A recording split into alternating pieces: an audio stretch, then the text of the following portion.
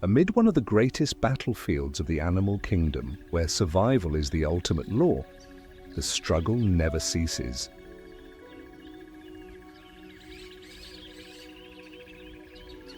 As the sun blazes across the sky, scorching every inch of the land, each creature must fight against thirst, hunger, and the predators lurking in the sunlit shadows.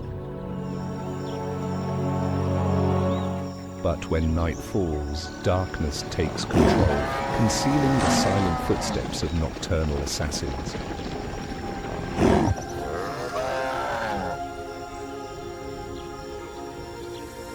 The hot wind sweeps across Africa's brittle grasslands, breathing life into the wilderness while carrying the scent of death. Every movement has a purpose. Every breath is filled with anticipation. The fastest hunters, the towering giants, the master predators, and the most cunning survivors. All are drawn into a ruthless arena where a single mistake can mean the end.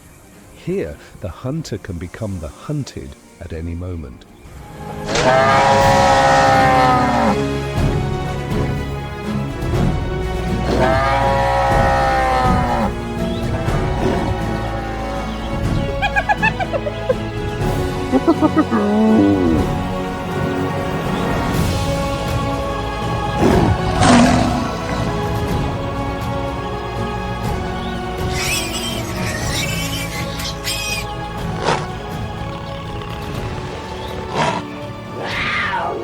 Welcome to the tales of the most brutal predators of the African savanna.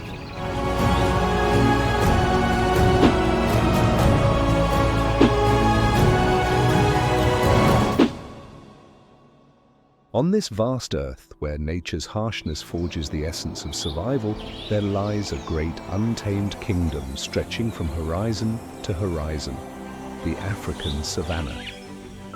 This is not only one of the largest ecosystems on the planet, but also the most unforgiving battleground for all who call it home. Covering 65% of the continent's landmass, these endless grasslands span hundreds of miles, intertwined with mighty rivers like the Nile and the Zambezi, sustaining both predator and prey in their relentless struggle against hunger and thirst. Serengeti, Masai Mara, Kruger, Kalahari. From East Africa to the south, even reaching into the west, this land bears the mark of creation, where the sun shows no mercy and death lurks in every shadowed step.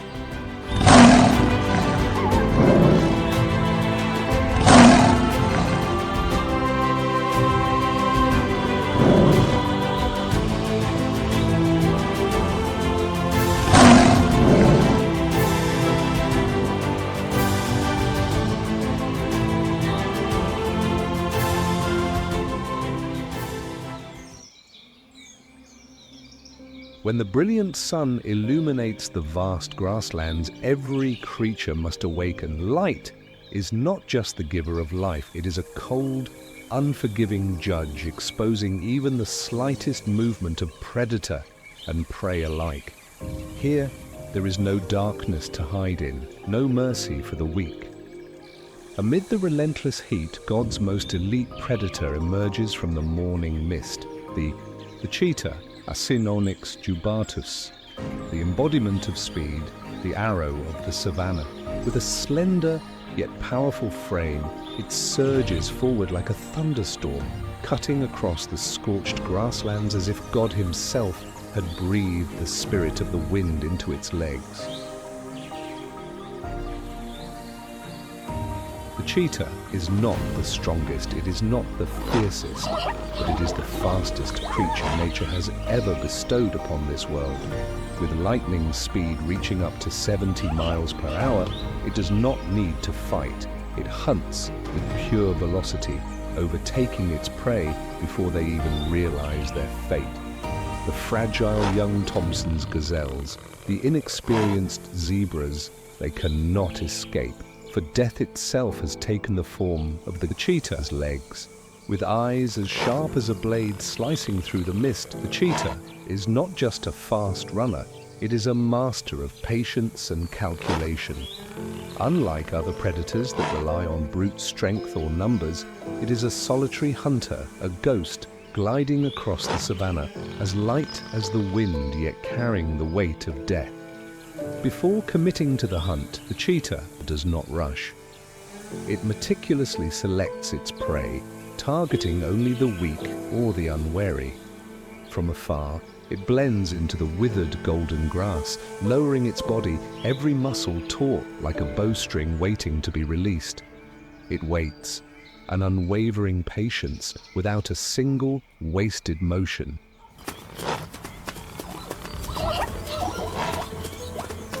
And then, the moment arrives.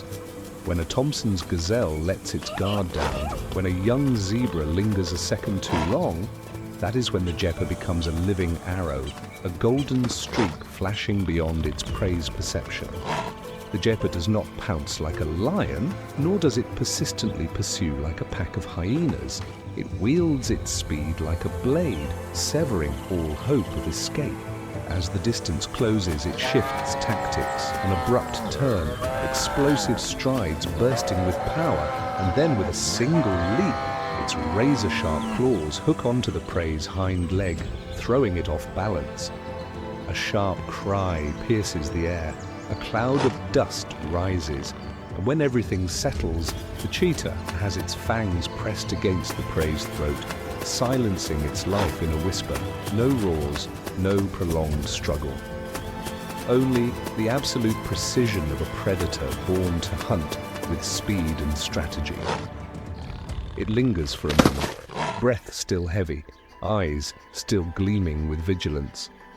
Because even the fastest hunter is not the strongest.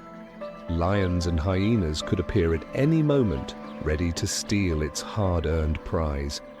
But such is the law of this unforgiving land, where only the swiftest and the smartest can survive. The cheetah, with legs carrying the spirit of the wind, is always the first to cross the finish line of the hunt.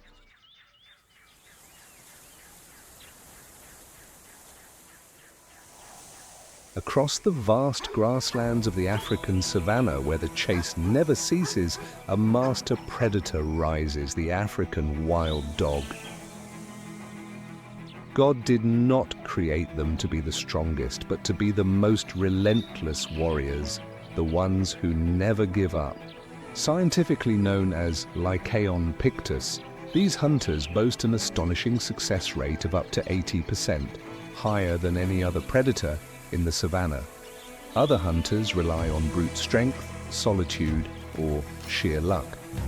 But the African wild dog thrives on unity, masterful strategy, and absolute patience.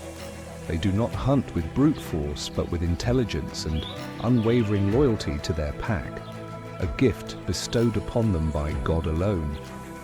More than just persistent hunters, they are masters of adaptation.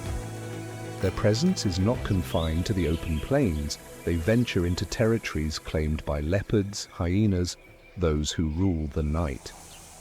Even more, they do not fear encroaching on landscapes reshaped by humans, farmlands, degraded ecosystems, places where nature has been disrupted. For God did not create them to succumb to hardship, but to conquer it. Lean yet powerful, their long, muscular legs are built for endurance. They do not merely run, they glide across the plains, soaring over the savanna like wild gusts of wind, unstoppable. A unique trait, a divine signature. Each paw bears only 4 toes, unlike any other canine species.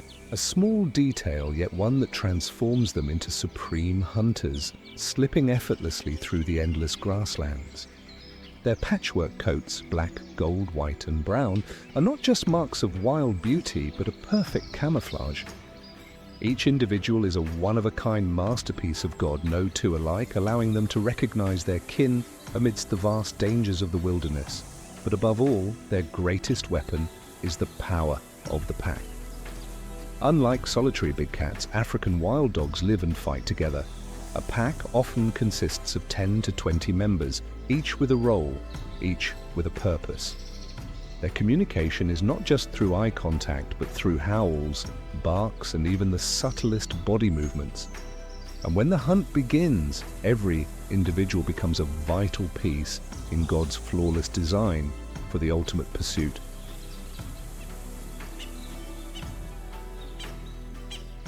Prey, like Thompson's gazelles and zebras, they are swift enough to catch smaller animals like hares and birds.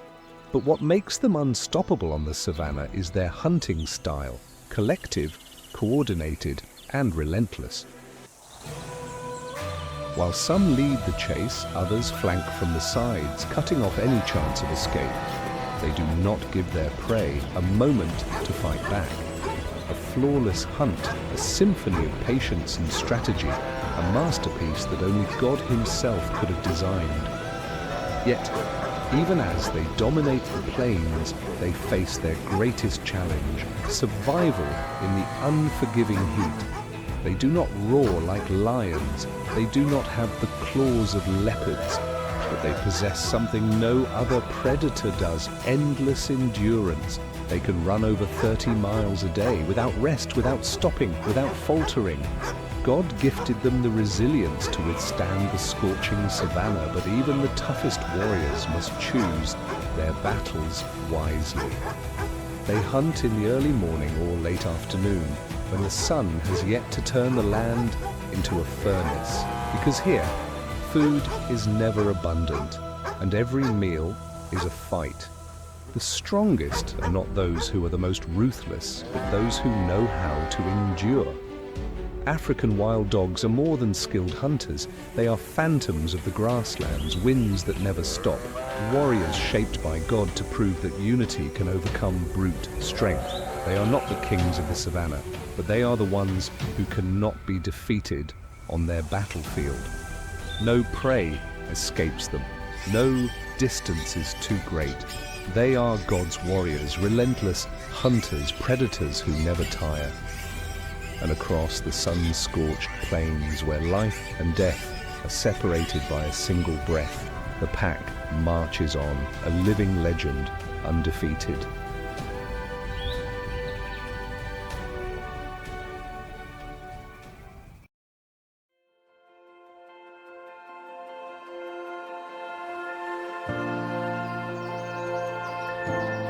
Across the vast grasslands of the African savanna, where the sun scorches the earth and the night conceals deadly mysteries, one predator stands atop the food chain, a ruler without a throne, a symbol of absolute power.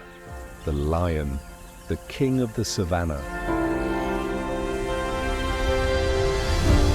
More than just a predator, the lion is the embodiment of authority, strategy, and survival. Scientifically known as Panthera leo, they are the only cats in the world that live in prides, a kingdom where each member serves a divine purpose. The males are warriors, defending their territory, clashing with challengers, battling hyenas and leopards.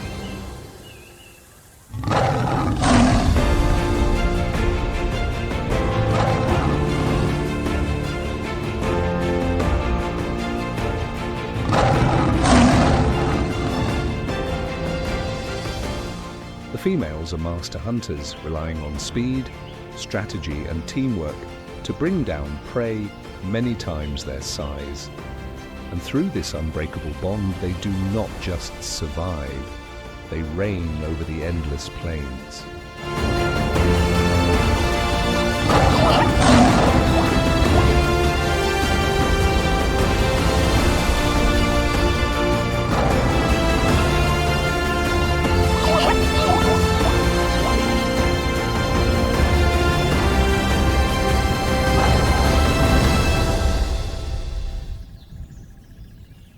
A lion pride's territory can stretch up to 100 square miles, a domain ruled by claws and thunderous roars that echo across the horizon. As the second largest big cat after the Siberian tiger, a male lion can weigh 330 to 550 pounds, while the smaller lionesses range from 260 to 400 pounds. Yet despite the size difference, each plays an irreplaceable role. And to keep their throne, they must always adapt, always wait, always hunt. Lions are not bound by day or night. They hunt whenever the opportunity arises. But they prefer the darkness when the shadows become their allies, when prey like zebras and antelopes grow sluggish, when poor vision makes them easy targets. But lions are unlike other predators. God granted them a gift, the tapetum lucidum, a reflective layer in their eyes that allows them to see through the night. Every movement, every trembling breath, every fearful heartbeat of their prey is laid bare before them. And when the moment comes, they strike without hesitation.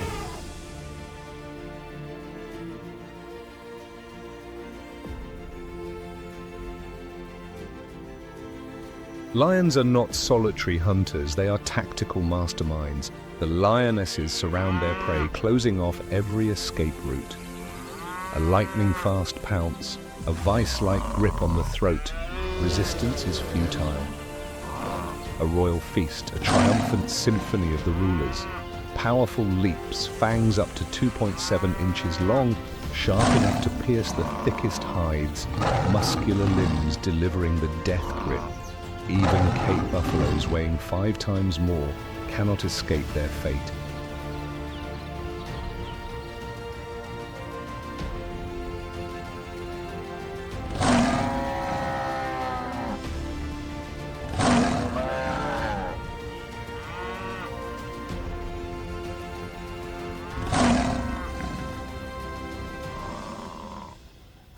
But even after a successful hunt, the battle is not over. The savanna does not forgive the weak. Spotted hyenas, bold and ruthless, lurk at the edges of the kill, waiting for the lions to let their guard down before launching their assault. They do not win through strength, but through sheer numbers. A pack of hyenas can force lions to abandon their hard-earned prize. God gave lions not just strength, but patience and wisdom. When the sun blazes high and the heat scorches the savanna, they do not waste their energy recklessly. They seek shade, resting beneath acacia trees, waiting for the golden hour. During the dry months, they can spend up to 20 hours a day conserving energy, knowing that in this unforgiving land, the survivor is not the strongest, but the smartest. For thousands of years, lions have kept their throne, not just through raw power, but through unmatched strategy, discipline, and an unyielding will. Across the golden plains, beneath the setting sun, amid hunts bathed in blood and roars that shake the heavens, a legend endures. The legend of the kings of the savanna, the eternal rulers, the warriors, carrying the spirit of God.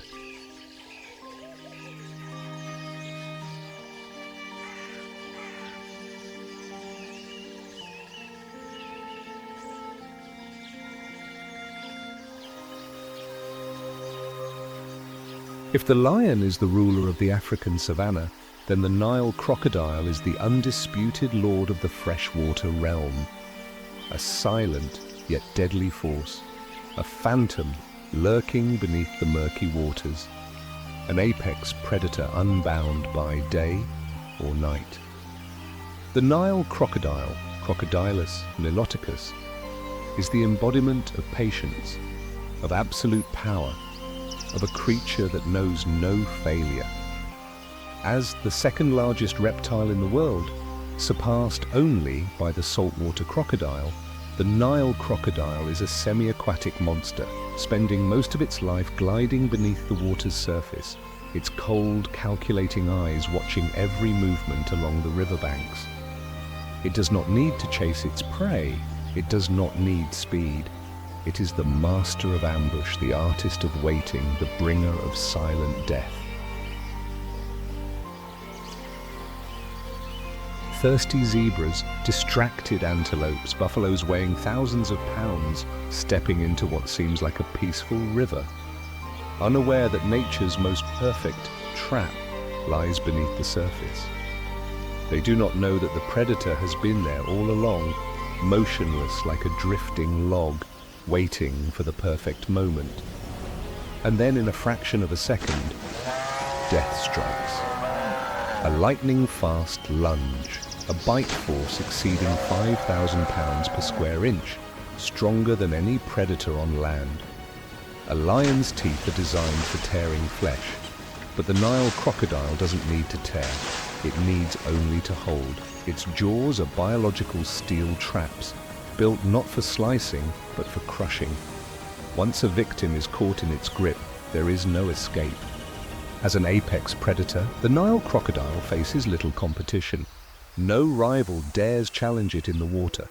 It does not need to fight lions for territory, nor does it fear hyenas stealing its kill. It exists above them all, a phantom of the river, a creature of the eternal. But what makes the Nile crocodile truly legendary is not just its power. God granted it something greater than brute strength, the gift of endurance. Its armor-like skin is nearly impenetrable. Its teeth regenerate for a lifetime. It can go without food for months, even a year if necessary. When droughts turn the savanna into a barren wasteland, when rivers dry up and lions, leopards and hyenas are forced to wander in search of food, the Nile crocodile simply buries itself in the mud and waits. It does not fall to time. That is why it can live 40 to 100 years, watching generations rise and fall, witnessing the reign of countless rulers across the African plains. If the lion is the king of the savanna, then the Nile crocodile is the god of the river, a symbol of patience, an apex predator whose dominion never fades. And as the night falls, as unsuspecting creatures lower their heads to drink, as the moonlight shimmers upon the still water, one hunter remains in waiting, a hunter that never sleeps, a hunter that God created to be the eternal terror of the freshwater world.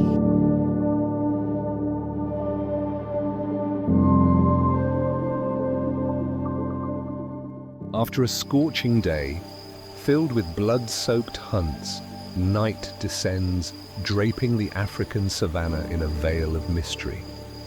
But this land is never truly at peace. When the sun sinks beyond the horizon and the moonlight shimmers over dew-laden grass, the predators of the dark awaken. Darkness does not bring safety. It only makes the vulnerable even weaker, more prone to fatal mistakes. Exhausted prey, worn down by the relentless heat, now move sluggishly, their senses dulled. With the searing sun no longer a threat, the masters of the hunt emerge, turning the night into a silent dance of death beneath the moon. The savanna at night is not loud, but it is far from quiet. It hums with whispers of the wind, the faintest rustling of unseen footsteps, the rapid heartbeat of creatures clinging to life in the shadow of death. And within this stillness, one predator reigns supreme, a hunter whose presence is only known when it's too late. A gold-spotted phantom slinking through the night like a ghost, the leopard, the invisible ruler of darkness.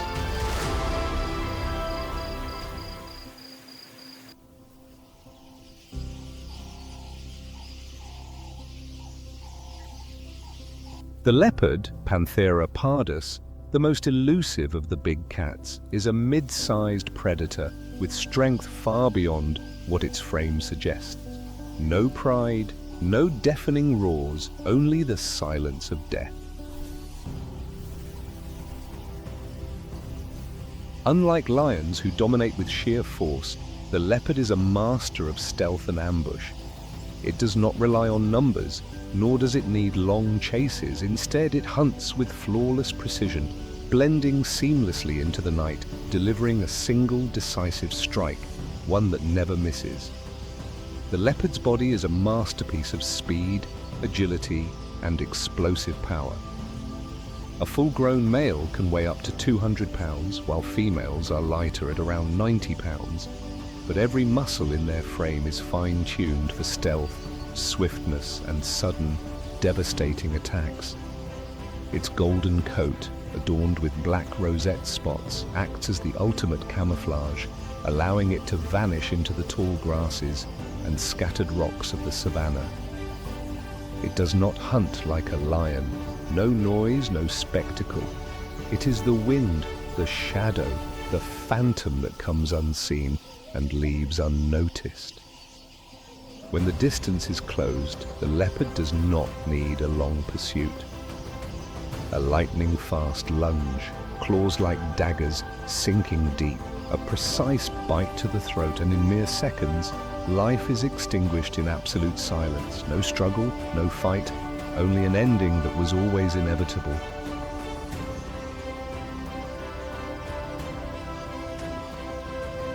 But speed and agility are not the leopard's deadliest weapons. It possesses something no other big cat does, a kingdom above the ground.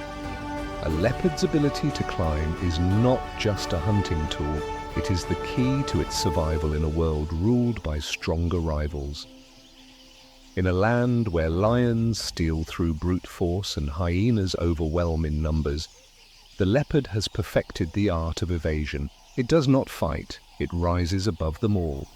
After a successful hunt, while other predators must defend their meal, the leopard simply drags its prey skyward, to the sturdy branches of ancient trees where no other carnivore can reach.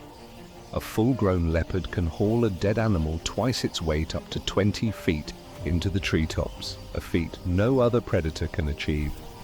Up there, it dines in peace, while the scavengers below can do nothing but stare in frustration. In the scorching heat of the savanna, the leopard hides beneath the shade of a tree, silently observing the world as it moves around it. It can hunt during the night, but when the golden sun stretches across the grasslands, that is when it truly dominates the game.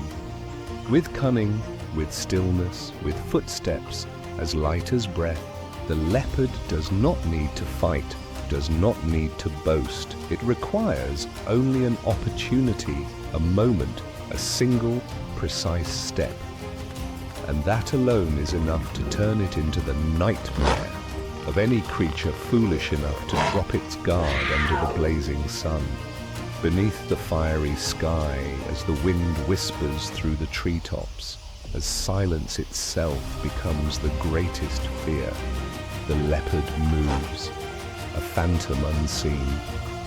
Not the biggest, not the strongest, but without a doubt, the most dangerous hunter of daylight.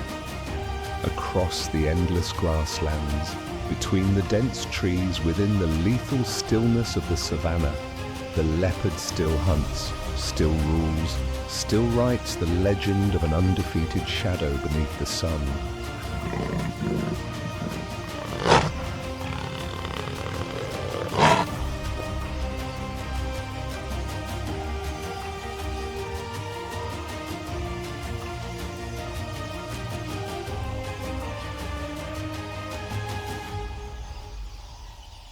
Under the dim glow of twilight, as the sun slowly retreats beyond the horizon, an eerie laughter echoes across the African savanna, haunting, wild, and chilling. A sound that sends fear rippling through every corner of the wilderness.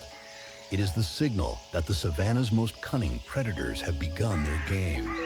The spotted hyena, crocuta, is far more than the scavenger many believe it to be. It is a masterful hunter, a warrior of the twilight, an opportunist that thrives on the edge of survival and domination. The green bush viper carries within it the patience of the earth, the cruelty of the desert. It does not hunt with speed. It does not chase its prey. It waits. Hidden among tall grass, it becomes one with nature, its cold, unblinking eyes locked onto the footsteps of creatures unaware they are walking straight into the jaws of death. One misstep, one careless movement, one slight brush against what appears to be nothing more than a harmless leaf, and in a quarter of a second, the viper strikes. A flash, a bite.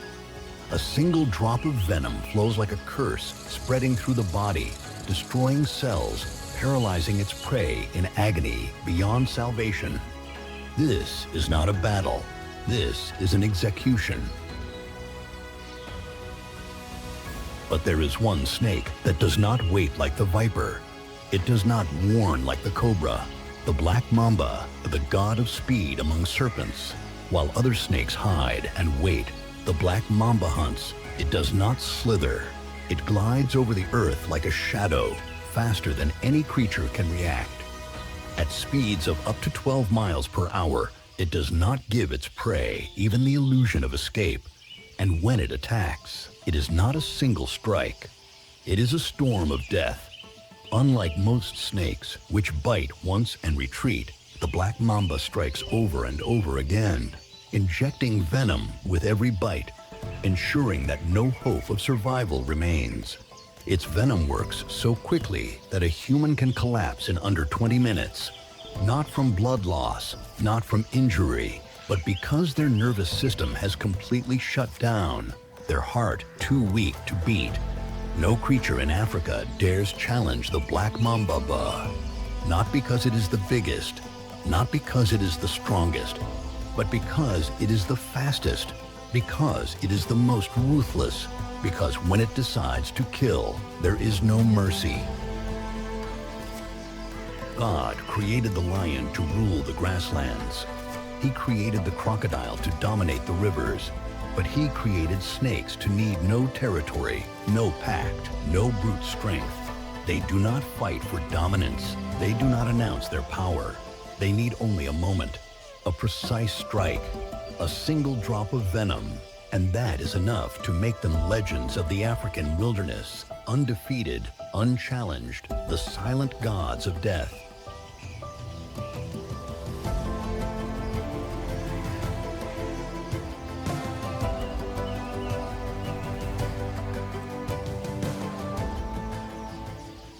Under the dim glow of twilight, as the sun sinks beyond the horizon, an eerie laughter echoes across the African savanna, haunting, untamed, and chilling.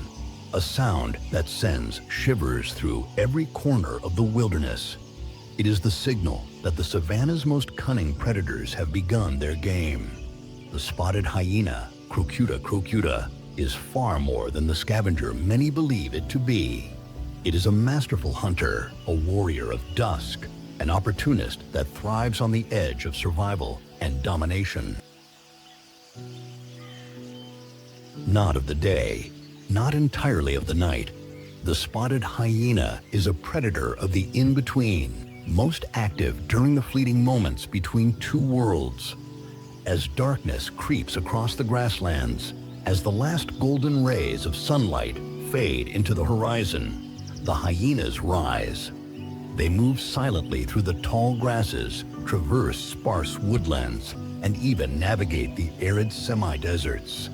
No terrain can stop them. No challenge can make them falter. They are not the fastest runners, but they are the most relentless. With incredible endurance and powerful limbs, spotted hyenas can chase their prey for miles without exhaustion. They are not just hunters. They are masters of adaptation, utilizing every last drop of twilight's fading light to stalk, ambush, and execute the perfect hunt. The savanna is no place for the weak, and no one understands this better than the spotted hyena. They do not roam alone like leopards. They do not operate in small groups like lions. They live within powerful clans, where every individual has a place within nature's most brutal hierarchy. A spotted hyena clan can reach up to 80 members, led not by the strongest males, but by dominant females, the true rulers of the hyena empire. In their world, females are larger, stronger, and more aggressive. It is they who make the decisions. Every kill, every hunt, every conflict is dictated by a strict social order, where only the most formidable hold their place at the top. The alpha females control access to food, maintain order within the clan, and lead battles over territory and against rival predators. And when the hyenas move, the entire savanna listens. their footsteps rustling through the grass, their eerie laughter ringing across the dusk. Though labeled scavengers, spotted hyenas are ruthless killers, some of the most efficient hunters of the African wilderness. They can hunt alone, in small groups, or launch devastating full-scale attacks as an entire clan.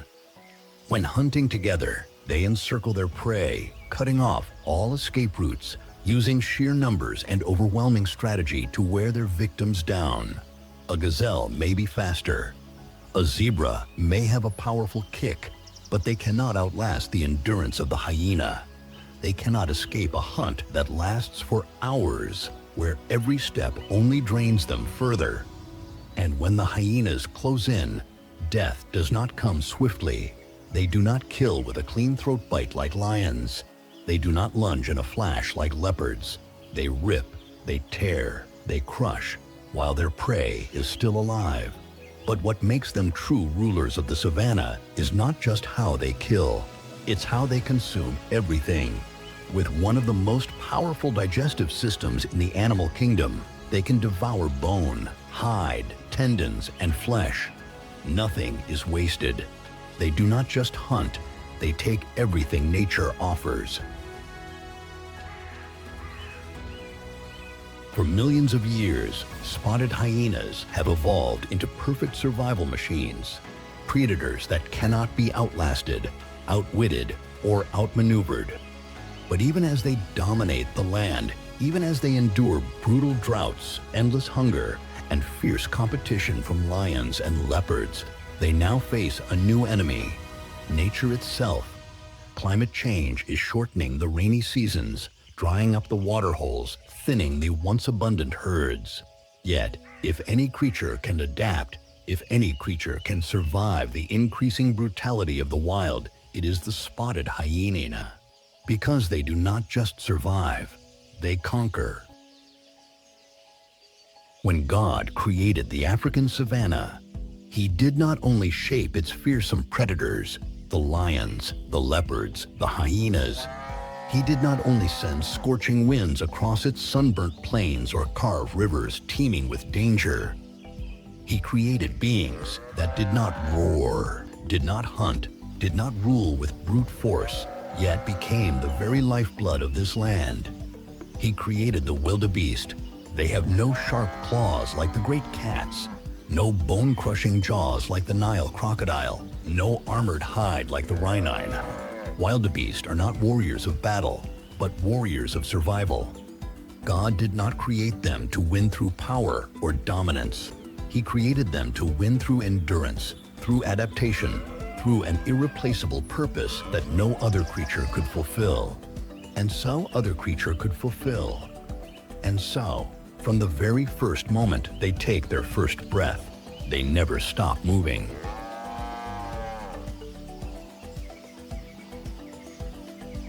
God did not grant the wildebeest a fixed territory, nor did He place them at the top of the food chain. He set them in motion, ensuring that the savanna would never stand still, that life would never fade, that the land would forever pulse with energy.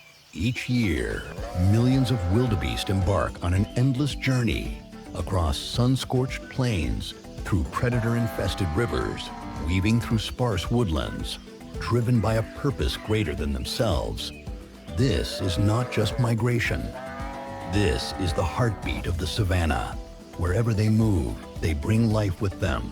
Their hooves trample over dry, lifeless grass, making way for fresh green shoots to sprout anew. Their endless marching carves pathways into the earth, allowing rainwater to seep deep into the soil, nourishing the land itself. They do not simply search for survival. They unknowingly sustain the very ecosystem they roam. If wildebeest were to vanish, the grasslands would wither, the lions would starve, the hyenas would wander in desperation, the rivers would fall silent, no longer erupting into foaming chaos as thousands of hooves charge across. Without them, the savanna would no longer be the savanna. Wildebeest are more than prey. They unarmed warriors, the fortressless guardians, the unsung souls whose greatness does not require a crown. And when one wildebeest falls, the cycle of life continues, just as God intended since the dawn of time. The lions take the first feast. The hyenas and jackals tear away the remains. The vultures strip every last scrap of flesh. The soil, rich with unseen life, reclaims what is left, returning it to the earth, feeding the grass, restarting the cycle anew. Nothing is wasted. No part of them is lost. Even in death, the wildebeest gives back to the savanna. They do not live for themselves, they live for the land. Without claws, without fangs, wildebeest are not defenseless. Every year, they undertake a grueling 600-kilometer journey, crossing landscapes so treacherous that even the mightiest predators hesitate. They face the Mara River, where Nile crocodiles lie in wait beneath the murky waters, ready to seize any that falter. They tread through the territory of lions, where golden eyes glimmer in the grass, watching, waiting for the perfect moment to strike. They press forward under the merciless sun, where exhaustion claims the weak, where only the strongest will push onward. But they do not stop. They do not waver. For within them, God placed something no predator could take away, an unbreakable will to move forward. Without the wildebeest, lions would have no prey. Hyenas would have no food. The grasslands would fade to dust. The forests would fall silent, empty of the rhythmic beat of hooves echoing at dusk. They do not fight for dominance. They do not hunt for power. They do not roar for glory. But God granted them a purpose greater than any other creature. Their role is to sustain the very life of the land itself. And so, as the sun sets over the savanna, as endless herds of wildebeest move forward beneath the golden sky, they are not merely migrating. They are the pulse of an entire ecosystem, the breath of nature itself, the eternal force that keeps the savanna alive. They are not just prey. They are the lifeblood of the grasslands, the voice of nature, the warriors who never stop moving forward. And as long as the herds continue their journey, the savanna will breathe, nature will thrive, and God's blessing will remain upon this land.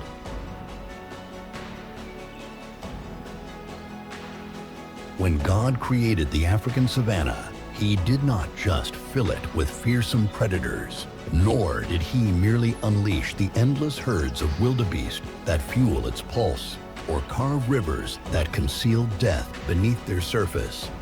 He created something else, a creature forged with the strength of the earth, the patience of stone, and the spirit of ancient warriors. He created the rhino, the living titan of the grasslands. Rhinos are not hunters. Rhinos do not need speed. Rhinos do not require venom or sharp claws. God did not create them to kill. He created them to protect. He did not grant them ruthlessness, but resilience. He did not place them in a race for dominance, but on a journey longer than any other creature, a journey spanning millions of years, where they became symbols of power, of endurance, and of an unshaken kingdom without a throne. There is no creature quite like the rhino. They do not stalk prey in the shadows. They do not chase or ambush. They do not rely on numbers for survival. They walk slowly, silently, yet with a presence that commands respect, as if they have witnessed the birth and fall of countless generations before them. But God did not create them just to be strong. He created them to be protectors. When a rhino moves, it does not just wander through the plains.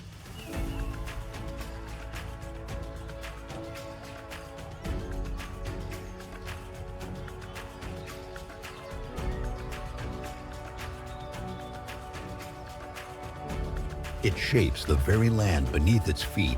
They break through dense brush, clearing paths for smaller animals. They carve trails that lead to water, ensuring no creature goes thirsty.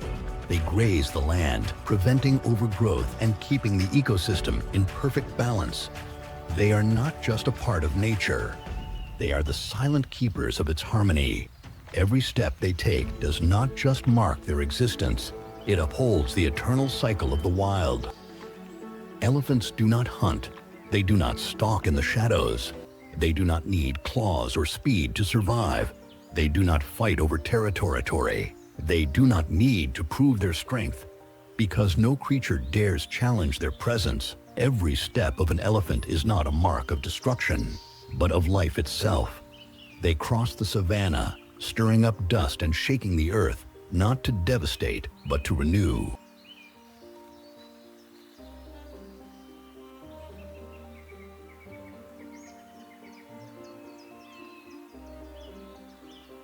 For millions of years, elephants have stood as giants, unchanged, unmoved, watching the shifting tides of nature, enduring the storms of time. They are among the oldest living creatures to walk the earth, where the jaguar strikes from the shadows with unparalleled force. The sloth stands in stark contrast. It has no sharp claws for attack. It has no speed to flee. It has no strength to fight. While other creatures wage an endless war between life and death, the sloth moves like a slow current of time itself, step by step, never in a hurry, never in distress. It clings to the highest branches, where few can reach. Its thick fur is not just a shield, but a camouflage, blending it seamlessly into nature's embrace. No urgency, no urgency, no worry, no fear. While predators fight endlessly to survive, the sloth simply lives. As God intended, God did not create the sloth to be the strongest, but He granted it something extraordinary. The perfect adaptation to a slower rhythm of life. It survives on a diet of nutrient-poor leaves. But the sloth has learned patience, digesting slowly, absorbing every ounce of sustenance with unmatched efficiency. Its heart beats 1/3 the speed of a human's. It can go days, even weeks without food, and still remain healthy. It does not need much to exist, because God has granted it a peace that no other creature in the Amazon possesses. In a world where survival depends on speed and strength, the sloth moves as if untouched by the urgency of life. Each day, it may travel only a few meters. Each week, it may shift to a new tree. And throughout its life, it simply drifts, slowly, peacefully, like a silent monk in the heart of the jungle. But do not mistake slowness for weakness. The sloth does not run because it does not need to run. It does not fight because it does not need to fight. It exists exactly as God designed it, slow, untroubled, yet undefeated, because it knows that God created it for a different kind of life. As dawn breaks over the treetops, while the green anaconda still coils beneath the murky waters and the jaguar waits in the shadows for its prey, a sound echoes from the highest branches. It is not a roar of dominance. It is not the chilling hiss of a predator. It is a bright, crystal-clear call, a voice that awakens the jungle from the dark slumber of the night. This call is more than just the herald of morning. It is a reminder that amid the brutal reality of nature, God has preserved something pure, a song of life that continues to play, no matter how deep the darkness may be. The toucan does not have sharp fangs to tear apart its prey. It does not have powerful claws to bring down its enemies. But God did not create it for battle. Instead, He gave it a different weapon, brilliance and song, a symbol of joy amidst the somber tones of the Amazon. No creature in the rainforest rivals the toucan's plumage. Its enormous beak is like a masterpiece of nature, painted in the vibrant hues of a sunset, an artwork that only God could create. Though it appears heavy, it is surprisingly light, a testament to nature's delicate craftsmanship. But its colors are not merely for beauty. They are a declaration of life itself, a statement that even in a world where survival is a relentless struggle between life and death, there is still a place for joy. The toucan lives high in the trees, where it surveys the world below with calm detachment. It does not rush. It does not scramble. It moves effortlessly through the branches, basking in the sunlight. And when it wishes, it simply spreads its wings and soars, a streak of color gliding across the sky. Its diet reflects the very essence of its existence. It is not a predator. It does not seek the thrill of the chase. Instead, it enjoys the simple pleasure of feasting on ripe fruit from the treetops. It is the silent sower of the Amazon, dispersing seeds across the rainforest, ensuring its continued growth. Without fangs, without brute force, simply by existing, the toucan plays an irreplaceable role in the grand design of God's creation. Yet even the most radiant creatures have their enemies. Jaguars, green anacondas, harpy eagles all see the toucan as a potential meal. But God has not left it defenseless. He gave it agile wings, the ability to dart between branches in an instant, and eyes that are always alert. It is not strong, but it is swift. It is not fierce, but it is wise. And with its sharp instincts, it survives in a jungle where danger lurks from the treetops to the forest.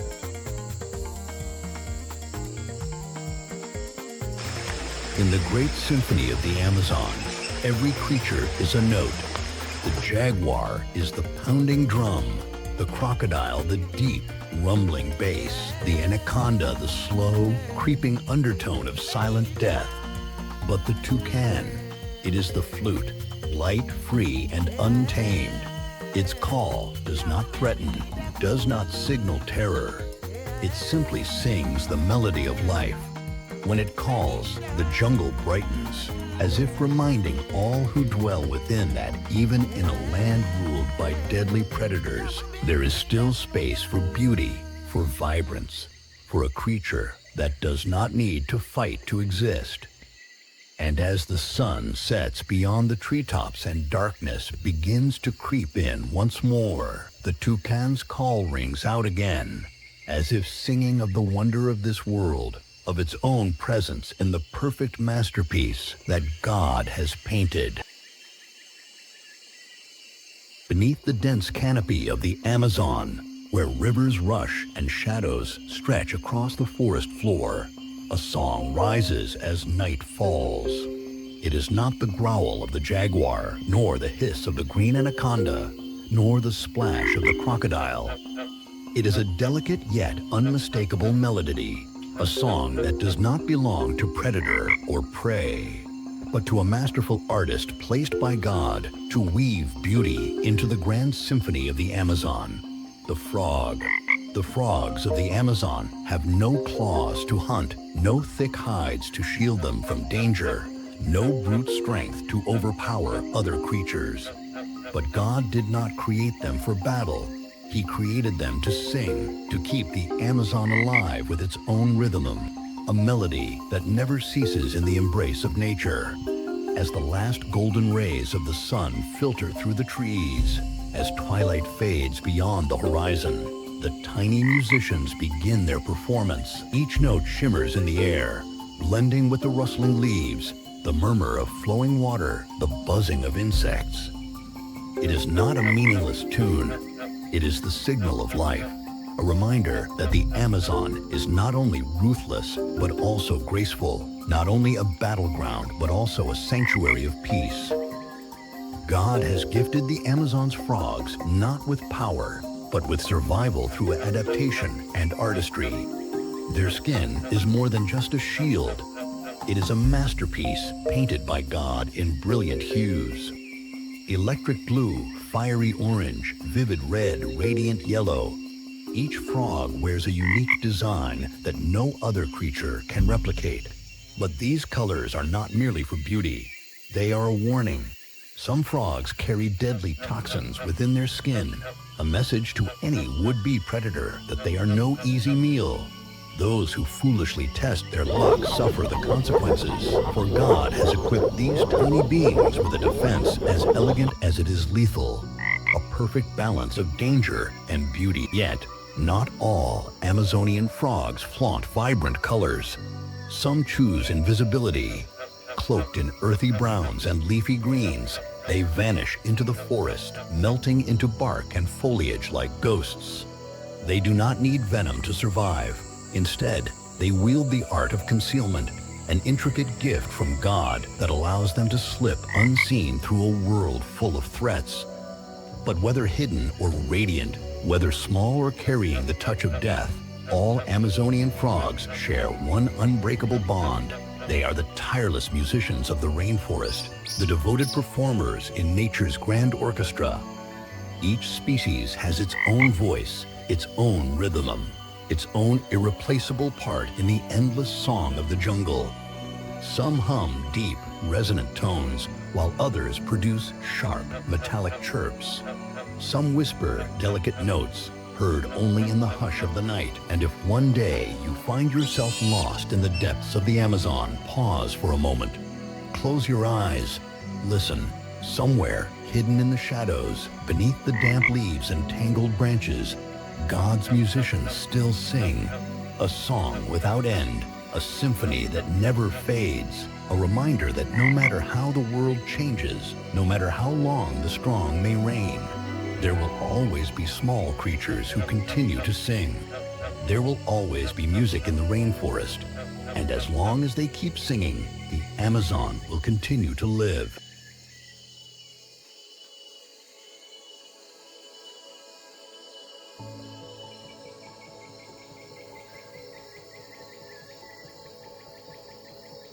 The parrot, a bird that God did not create to be concealed, but to call out boldly, to soar across the rainforest sky like a declaration of life itself. In the grand symphony of the Amazon, where predators melt into the shadows and others wait quietly for the dawn, the parrot is the voice that shatters the silence, proclaiming that light still reigns over the vast wilderness. God did not create the parrot to hide like the three-toed sloth, nor to flee like the smaller creatures, nor to bring death like the jaguar or crocodile.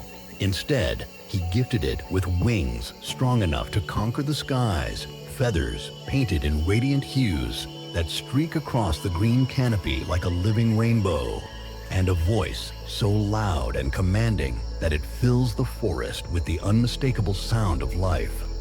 As the first rays of sunlight pierce through the mist, as golden light filters through the dense foliage, the parrots are the first to break the morning silence. No other creature's call is like theirs, sharp, resounding, as if awakening the entire rainforest from its deep slumber. It is more than just sound. It is a celebration of a new day, a hymn of freedom, a burst of laughter in a world ruled by survival and instinct.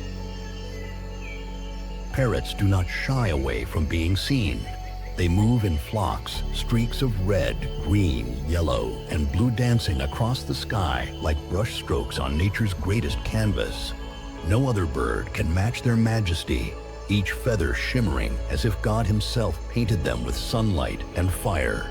When a flock of parrots takes flight, the sky transforms into a living masterpiece, painted with the boldest colors of creation. But parrots are not just beautiful. They are also among the most intelligent birds in the world.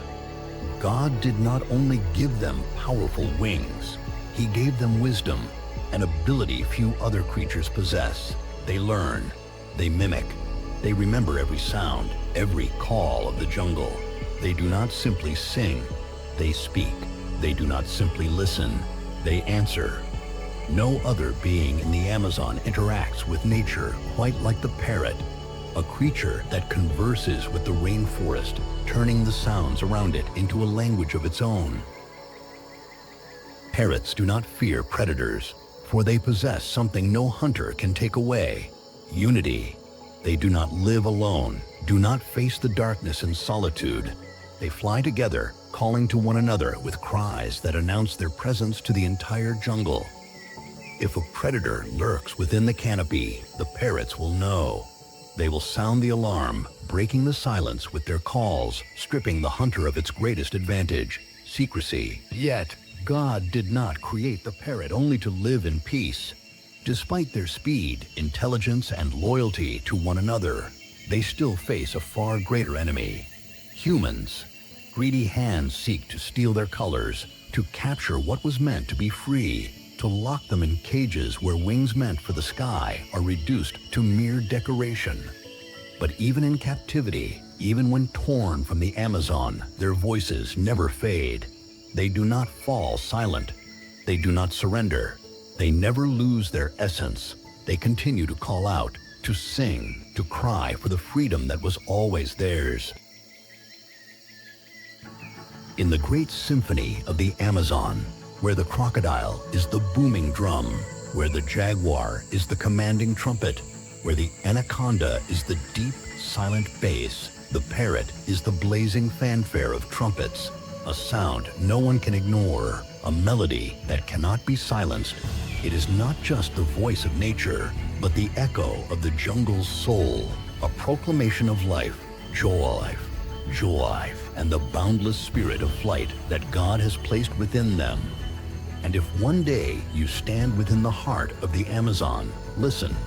Amidst the rustling leaves, beneath the wild, chaotic heartbeat of the jungle, you will hear a call, strong, vibrant, and fearless. It is the voice of the parrot, a creature that God created to bring joy, color, and freedom into this world. No matter how many centuries pass, no matter how the jungle changes, its call will always be there, ringing through the rainforest like a sacred reminder that freedom is the most precious gift God has given to all living beings.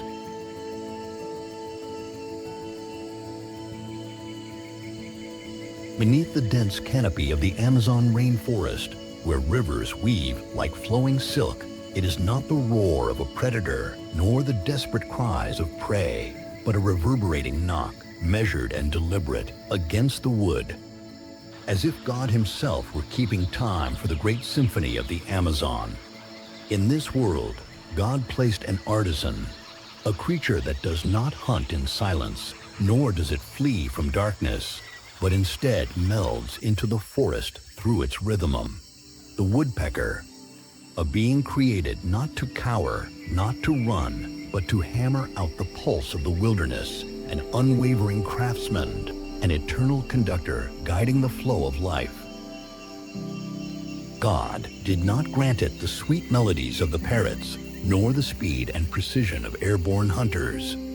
Instead, he gave it a different gift: powerful wings, an unbreakable beak, and an indomitable instinct to seek, discover, create, and carve new beginnings from the very heart of the Amazon's ancient trees. Amidst the stillness of the jungle, while others rest, the woodpecker raises its voice, not in song, not in calls, but in relentless, unwavering knocks against the bark. Each strike a reminder that life endures, that the Amazon breathes, that even within decaying trunks, miracles unfold. But it does not knock merely to make noise. It knocks to unlock life itself. Its strikes do not destroy, but resurrect. They do not waste, but reveal the hidden wonders within nature's hardened shell. Beneath each layer of bark, concealed insects stir, tiny creatures that have never seen the light of day. And when the woodpecker finds them, it does more than feed itself. It opens new doorways for countless others in the Amazon. The tiny holes it leaves behind are not mere marks. They are gateways to new life. Wild bees find refuge and build hives within them. Moths escape from lurking predators, and smaller birds turn them into safe havens. A rotting tree may seem like a sign of decay, but wherever the woodpecker's beak lands, the old is reborn, and the forest cycle begins anew. No one can hear the heartbeat of the Amazon, but the woodpecker can. And through its steady rhythm, it becomes God's own hand, knocking the eternal pulse of the jungle. God did not send the woodpecker alone into this world. He gave it a resilient body, a beak as strong as steel, capable of hammering hundreds of times per second without injury. He gave it a long, flexible tongue, reaching deep into the wood to extract prey that no other creature can touch. He gave it powerful legs and razor-sharp claws, gripping the trees like a relentless craftsman, never wavering, never tiring. But above all, he gifted it with persistence, a rare virtue in a world that constantly rushes forward. While the jaguar stalks in patience, while the caiman waits in stillness, the woodpecker knocks, unceasing, untiring, a reminder to the forest that even the smallest actions can create the grandest changes.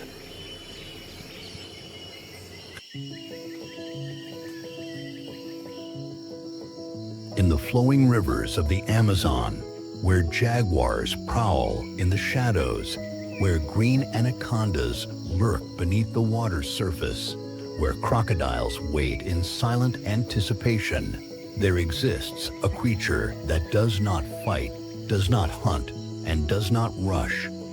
God placed it in the Amazon not to conquer, not to dominate, but to preserve the balance of life, to ensure that this great jungle is not merely a battleground for survival, but a masterpiece of harmony.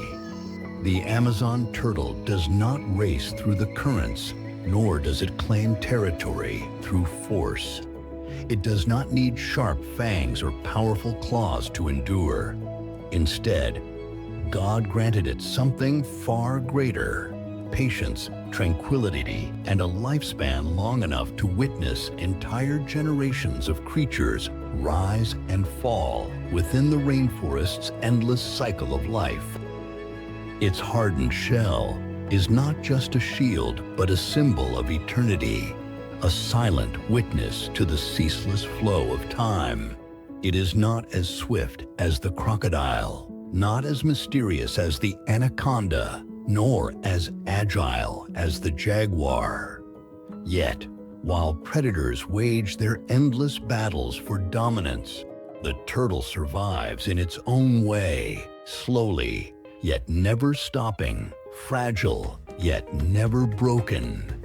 Each time the sun rises over the river, turtles climb onto rocks and fallen logs to bask in the golden warmth. They do not fear, nor do they hide. They simply exist, absorbing the light that God has bestowed upon them, as if the entire rainforest pauses for a moment to admire their peaceful presence. No other creature in the Amazon brings such a profound sense of serenity as the turtles do.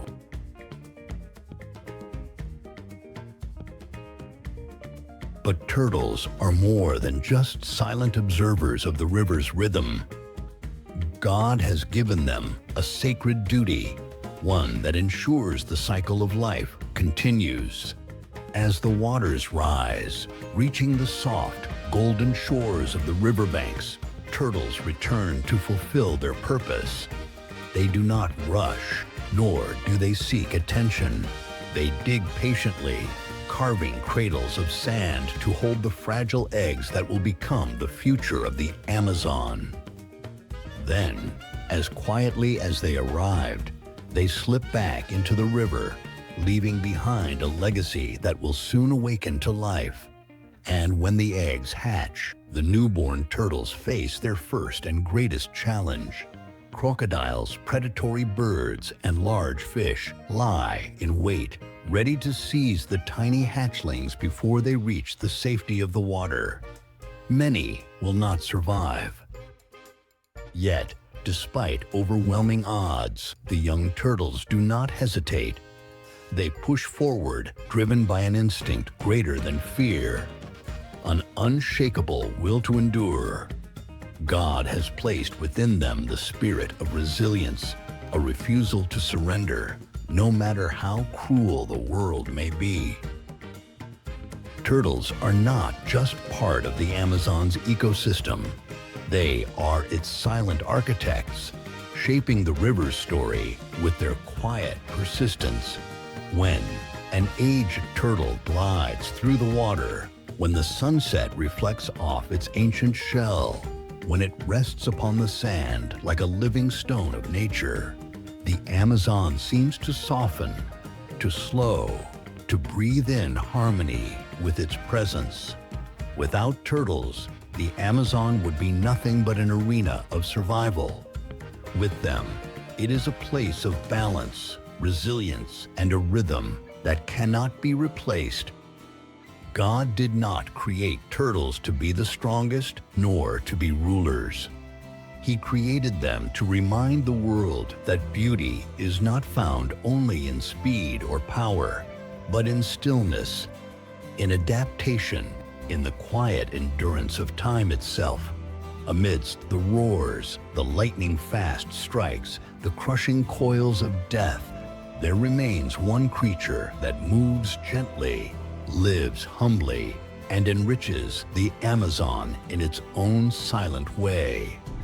And if one day you stand beside the Amazon River, pause for a moment. Listen to the flowing water, to the wind whispering through the trees. Look upon the surface of the river where a glimmering shell catches the sunlight. That is the turtle, a guardian of life, a keeper of harmony, a timeless presence in a world that never stops moving.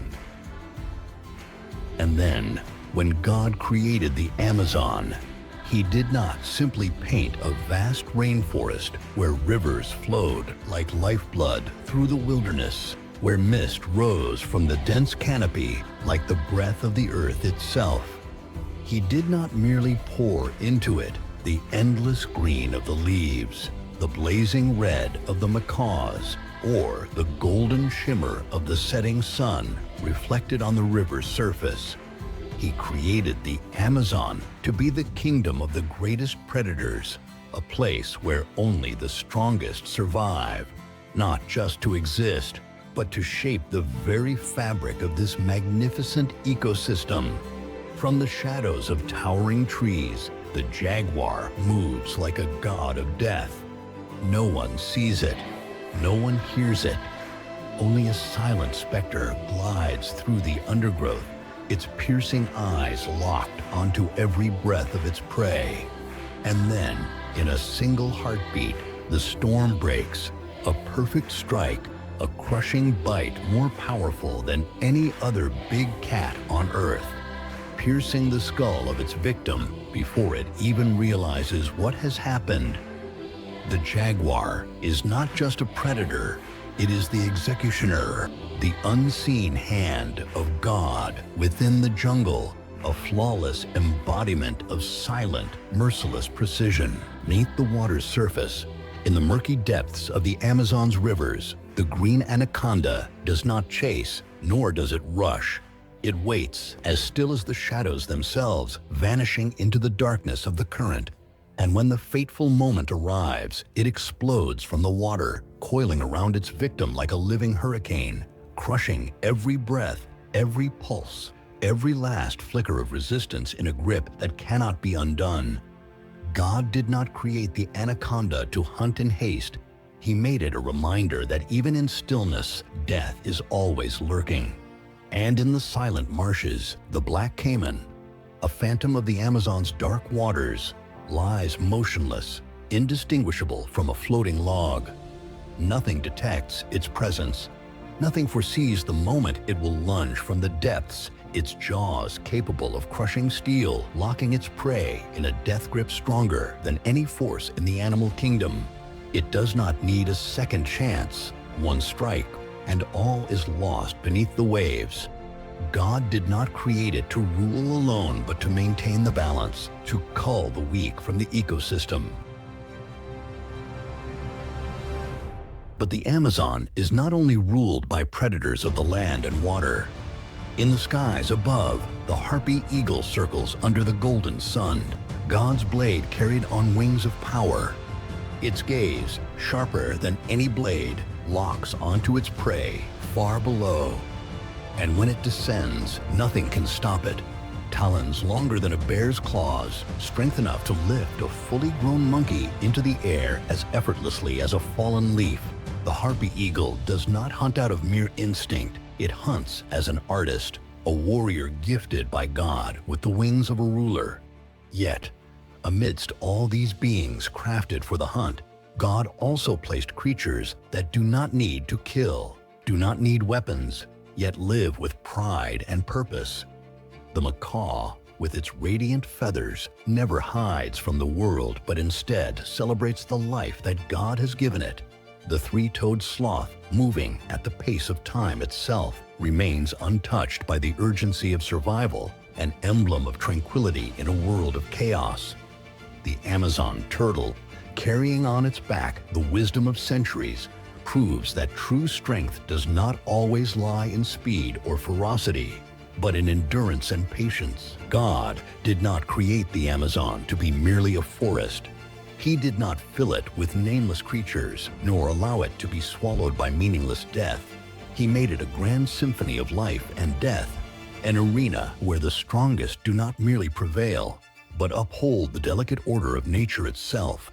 If the caiman is the deep, rumbling drum, if the anaconda is the haunting cello, if the jaguar is the sharp cry of the trumpet, then the macaw is the brilliant high note, the woodpecker the steady rhythm, and the sloth the necessary silence that binds them all together.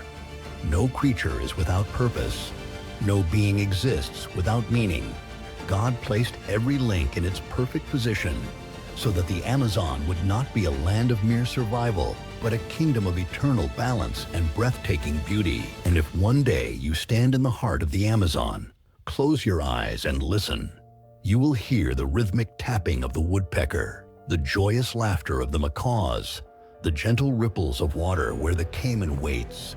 You will feel the presence of unseen hunters, the piercing eyes watching, the silent forces moving within the jungle's depths. And when you open your eyes, you will see shadows gliding through the trees, wings cutting across the sky, the magnificent beings that God placed here to remind the world that the Amazon is not just a forest.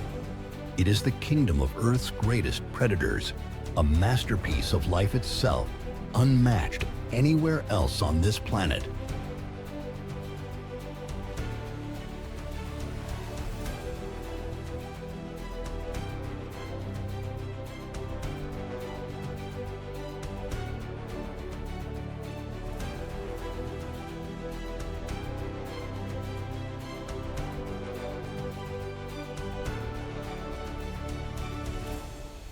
Sheer physical presence. Height 26 to 32 inches at the shoulder. Weight 100 pound 130 palms males, 80 110 patons females. Thick double-layered fur allows them to endure brutal temperatures as low as 40 degrees. A striking 45–50% of Yellowstone's wolves sport black coats, a rare genetic inheritance from ancient interbreeding with domestic dogs. Black fur is not just a symbol of mystery, it also offers a survival advantage. Studies suggest that the black coat gene may provide resistance to certain diseases, particularly canine distemper virus, one of the deadliest biological threats to wolves.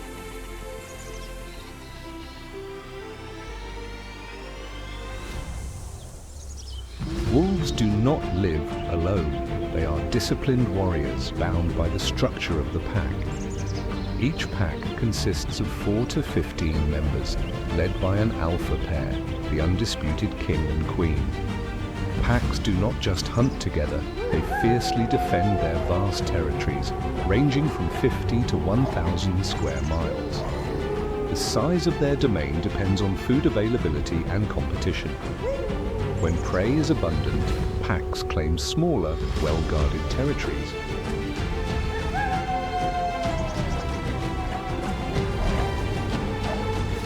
In leaner times, they expand their range, engaging in brutal battles with rival packs to survive. Yellowstone is not just a place, it is a living story, a grand stage, where the grey wolf continues to write the epic saga of the wild.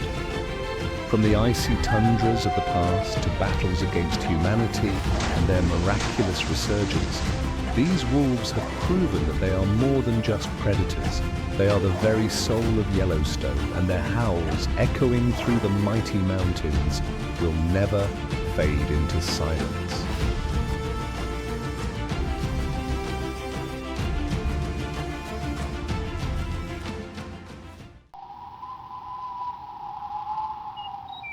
In the frozen kingdom of Yellowstone, where nature tests every creature with its unforgiving wrath, one giant stands tall, a fearless warrior of the wild, the moose. Amid the snow-covered forests, its deep, resonant grunts echo like a proclamation of strength and pride. Scientifically known as Altis altis, the moose is not only the tallest and largest member of the deer family, but also one of the greatest surviving relics of the Ice Age. A living testament to endurance, it plays a silent yet vital role in maintaining the delicate balance of Yellowstone's ecosystem. Its sheer size alone makes the moose a towering monument of nature. Height, 6 to 7 feet at the shoulder. Weight, 900 to 1,600 pounds, males, 800, 1,300 pounds, females. But what truly elevates the moose to legendary status is its colossal antlers, a crown of dominance stretching up to 6 feet across, a symbol of unparalleled power. When the mating season arrives, the forests become a natural battlefield, where the thunderous clash of antlers rings out like war drums announcing battle. Winter in Yellowstone spares no one, as piercing winds howl through the valleys and the land is entombed in ice. The moose endures, standing firm against nature's cruelty with its thick, armor-like coat. Outer layer, coarse, dense fur acting as a shield against the cutting wind.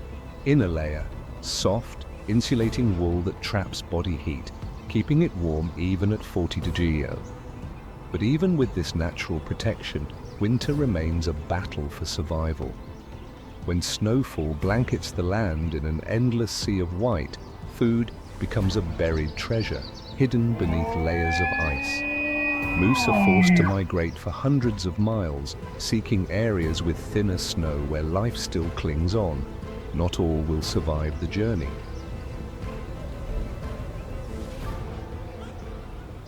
Despite their immense strength and size, moose are not alone on the battlefield of the wild. They are prime targets for the North American grey wolf, a predator known for its intelligence, patience, and pack strategy.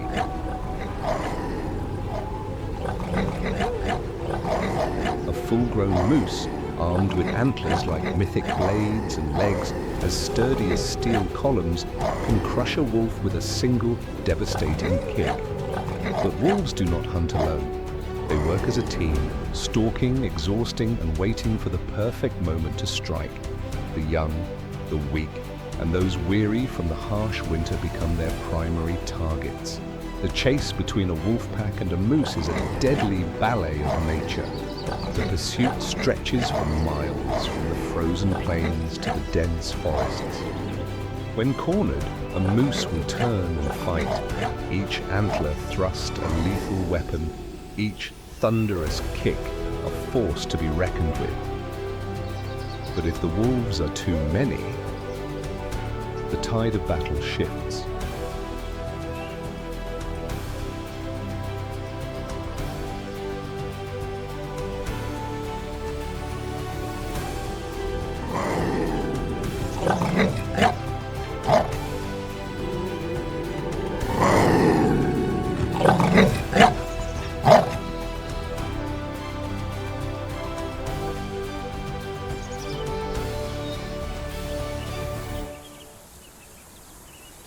Through the trials of nature, through the relentless cycle of life and death, the moose continues to stride forward, an indomitable warrior. It is not just a creature of Yellowstone, it is its very essence, its pulse, its lifeblood.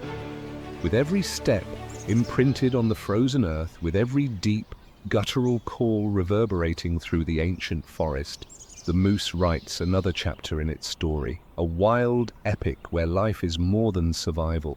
It is a bold declaration of nature's raw and untamed power. Upon the towering mountains where ancient forests stretch endlessly, where icy rivers carve through vast, untamed plains, God placed the grizzly bear at the heart of Yellowstone, an eternal testament to absolute power. Each step it takes resounds like the echoes of time, its curved claws razor-sharp, forged by the fire of nature itself. The grizzly is not merely a wild beast, it is the embodiment of will, dominance, and an unshakable reign. With a back as broad as a stone fortress and colossal limbs capable of crushing any who dare to challenge it, the grizzly does not merely survive, it rules. But brute strength alone does not make a ruler. God did not create the grizzly as a mindless force of destruction. He bestowed upon it the cold intellect of a master predator. In its deep brown eyes lies not just the untamed wild, but a terrifying precision. Every step is a calculated move, every strike a ruthless verdict decreed by nature itself. As spring returns to Yellowstone, the snow melts and rivers surge with life, carrying salmon back to their spawning grounds. The grizzly bear needs no bow, no trap, only the blessed hands given by God. With a mighty swipe, its claws plunge into the frigid waters, lifting writhing fish from the currents. One strike, one roar, and the feast begins.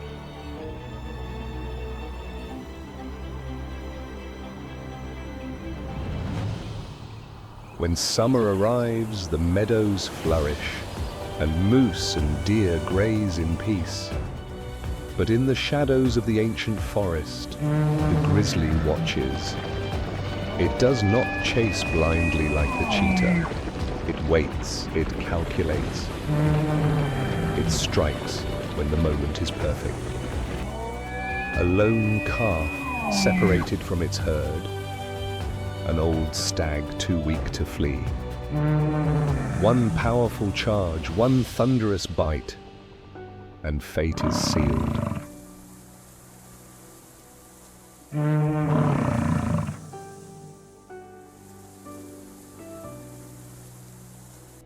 But God did not create the grizzly merely to hunt. He made it a conqueror. When the grey wolves, the most strategic predators of the wild, bring down their prey after a long and calculated hunt, they believe they have earned their reward. But the darkness in the forest stirs. A colossal figure emerges under the fading sunlight. The grizzly does not need to ambush. It does not need to hide. It only needs to step forward. A single earth-shattering roar cleaves through the air. The piercing eyes of the wolves flicker with hesitation. Faced with a living tempest of raw power, they must make a choice. Stand their ground and risk everything, or surrender to a force even nature itself respects. At times, the wolves gather, circling the grizzly, their teeth bared, growls echoing through the dim forest. But the giant stands unshaken, a monument carved by the hands of the Creator himself. With a single swipe of its massive paw, a wolf can be sent flying, bones shattering, life extinguished in an instant. And so 3 out of 10 times the wolves abandon their kill, because in the law of the wild, the strongest always reigns. But God did not grant the grizzly bear its strength merely for destruction. It was given to protect and sustain balance. When the grizzly digs for roots and tubers in the fall, The remnants of its meals enrich the forest floor, nourishing the land. As it roams along rivers, its thick fur carries seeds from place to place, sowing life with every step. And when winter blankets Yellowstone in an endless sea of white, the grizzly retreats into the depths of its den, surrendering to a silent slumber. No hunting, no conflict, no struggle, only sleep like a god watching over the world, allowing nature to move as it was destined to by the hands of the Creator. Not the fastest, not the strongest, but the most majestic. No weapons, no allies, only itself. A living wonder placed upon Yellowstone by the divine. A reminder that true power in nature is not just in claws and fangs, but in the balance that every creature was given. And so in the heart of this vast and untamed wilderness, beneath the towering forests and snow-capped peaks, the grizzly still roams, still roars, still reigns, an eternal creation of God.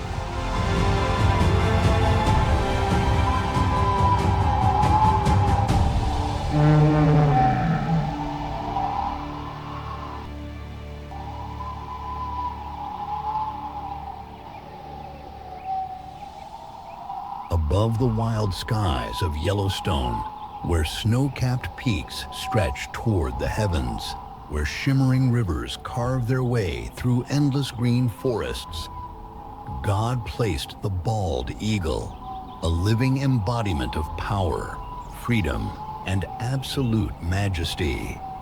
With colossal wings spread like sails catching the winds of the divine, with piercing eyes that see through the water's surface from miles away, and with talons as sharp as the blades of fate, the bald eagle is more than a bird. It is pure sovereignty, an immortal symbol of the North American sky. Since the beginning of time, God has granted this bird dominion over the skies, not because it is the fastest nor the largest, but because it possesses the flawless design of a supreme predator. Its eyes can spot a fish swimming beneath the water from hundreds of feet in the air. Its talons, when clenched, exert a grip 10 times stronger than a human fighter's. When the bald eagle locks onto its target, it does not hesitate. It does not falter. There is only speed, precision, and an inescapable fate. From high above, it watches, patient as a celestial judge. Then, with a single beat of its mighty wings, it dives like a heavenly arrow, piercing through the clouds, ripping through the sky at over 100 miles per hour. 100 miles per hour, 160 kilometers per h. 1 second, 2 seconds, 3, and its talons clamp down, lifting the prey from the water, carrying it to the heavens of a true ruler. But God did not gift the bald eagle with strength only for the hunt. He bestowed upon it an unyielding pride.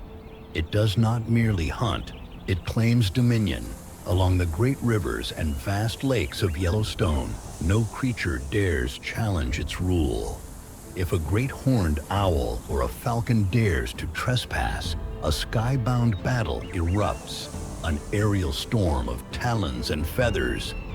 With mighty wings that cleave through the wind and razor-sharp strikes as swift as silver swords, the bald eagle defends its kingdom with the divine authority granted by God Himself.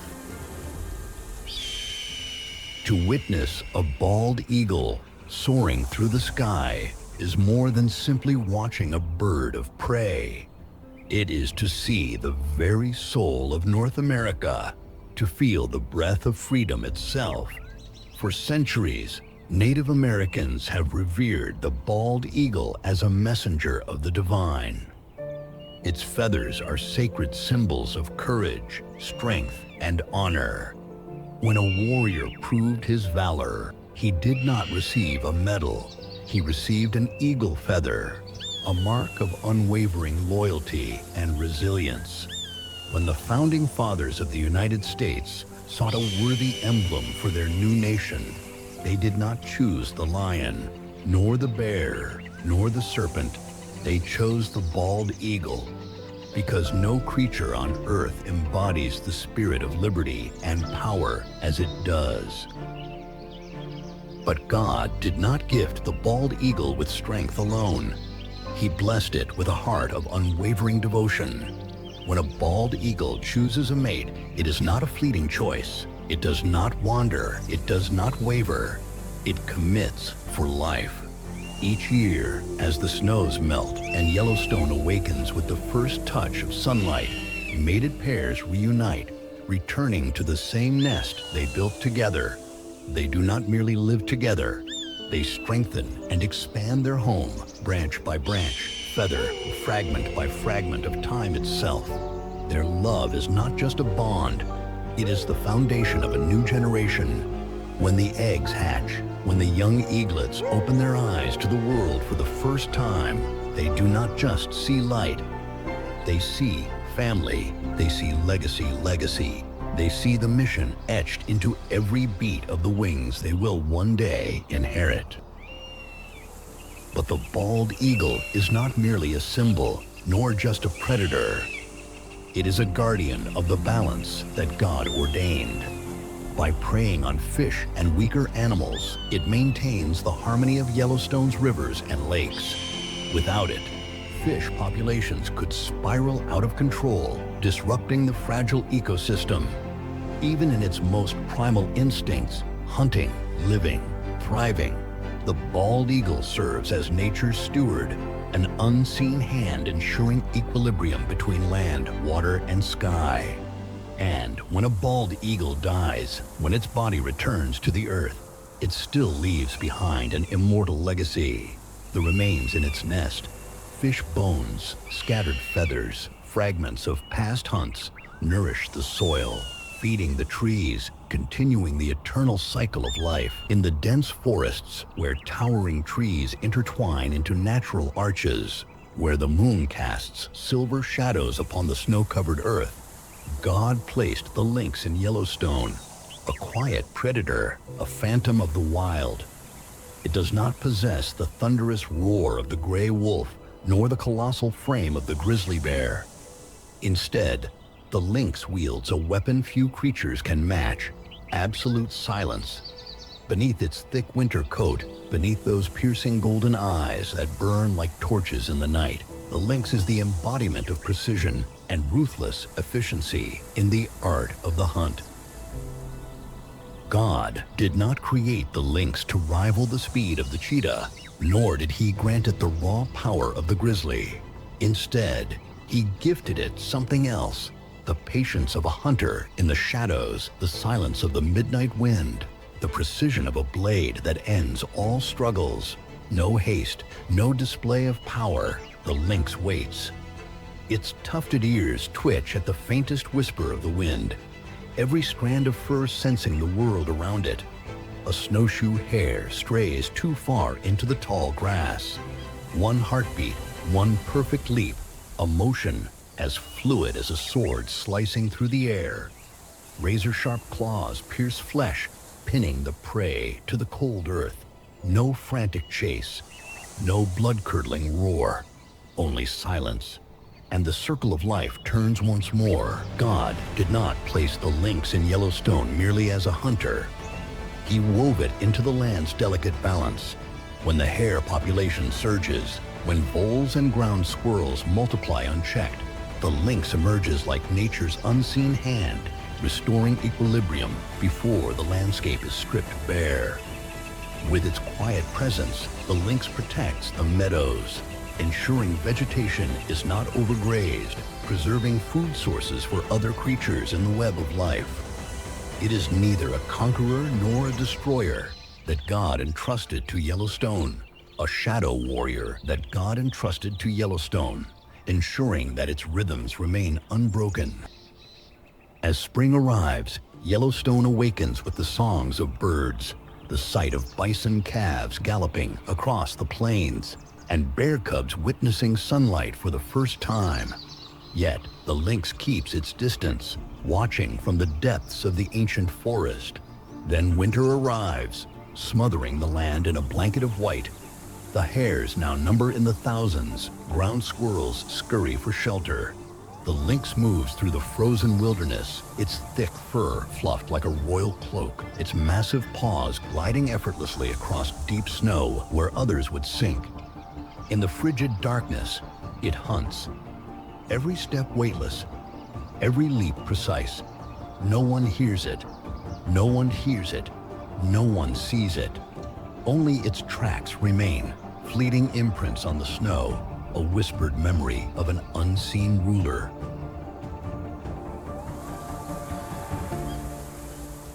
And so, through the long centuries of Yellowstone, the lynx endures, silent, unseen, yet ever faithful to its purpose, not for glory, not for power, but for the eternal balance of creation. God did not place the lynx in this world to be praised, but to become a part of nature's great symphony. Not the strongest, not the fastest, but the perfect phantom, a hunter even nature itself reveres in quiet respect. And so, though no one hears its roar, though no one witnesses its battles, the lynx remains, a silent specter of Yellowstone, a warrior placed upon this earth by God to guard the beating heart of the deep forest. Among the towering peaks, where the wind howls through sheer rock faces, where the golden light of the sun bathes the rugged slopes, God placed the bighorn sheep in Yellowstone, a conqueror of nature, a living monument to strength, endurance, and an unbreakable will.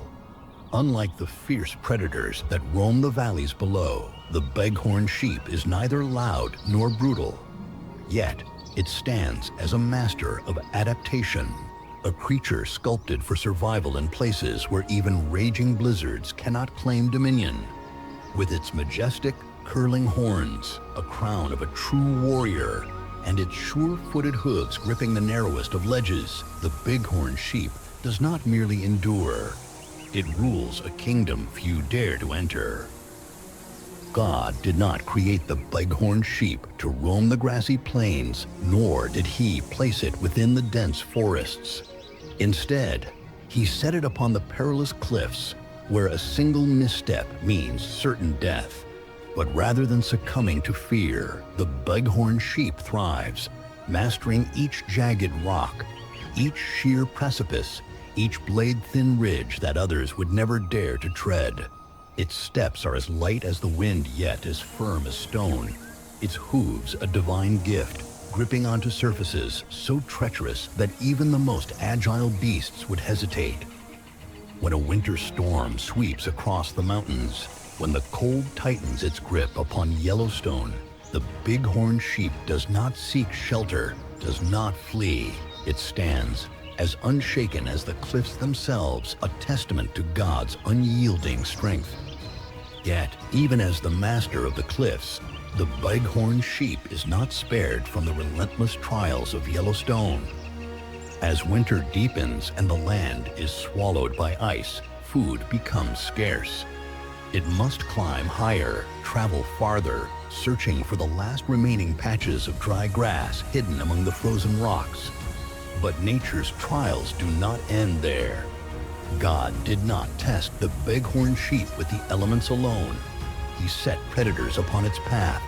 The gray wolf, master of strategy, the grizzly, titan of the wilderness, and sometimes the mountain lion, the ghostly hunter of the cliffs.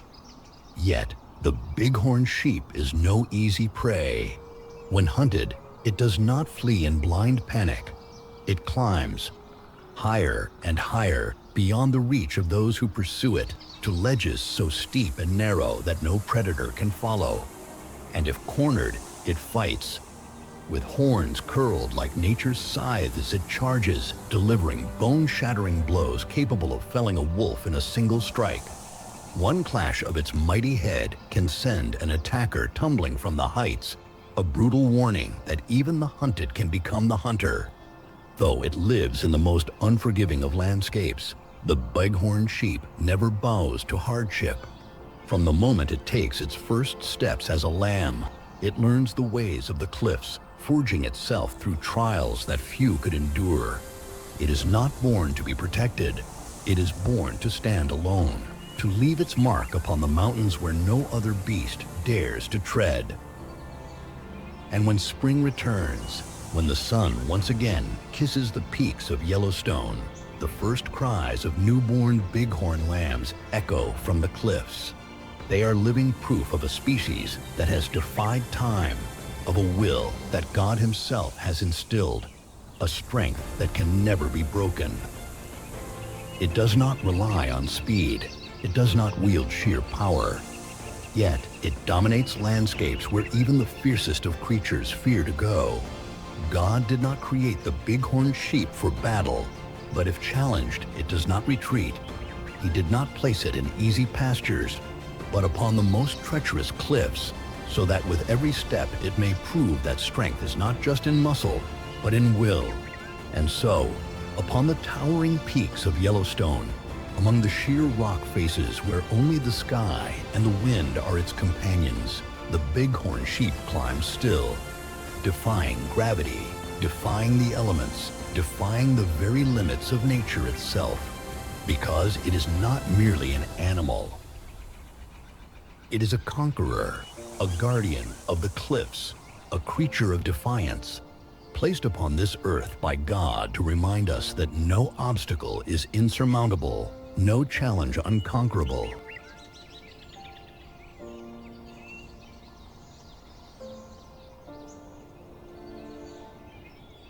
Amid the gentle currents of winding rivers, beneath the tranquil reflection of the sky upon still lakes, God placed the North American beaver in Yellowstone, not as a predator, not as a conqueror, but as a master architect, a tireless craftsman shaping the wonders of the wild.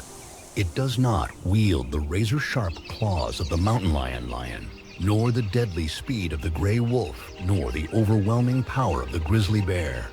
Instead, the beaver possesses something far greater: persistence, intelligence, and the hands of a builder. God did not create the beaver to wander aimlessly.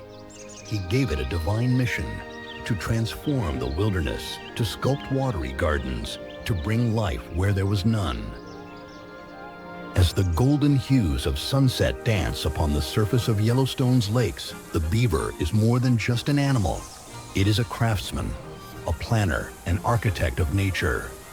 With chisel-like incisors as sharp as a carpenter's blade, it fells mighty trees, clearing the way for the grand structures etched into its very instincts by God Himself.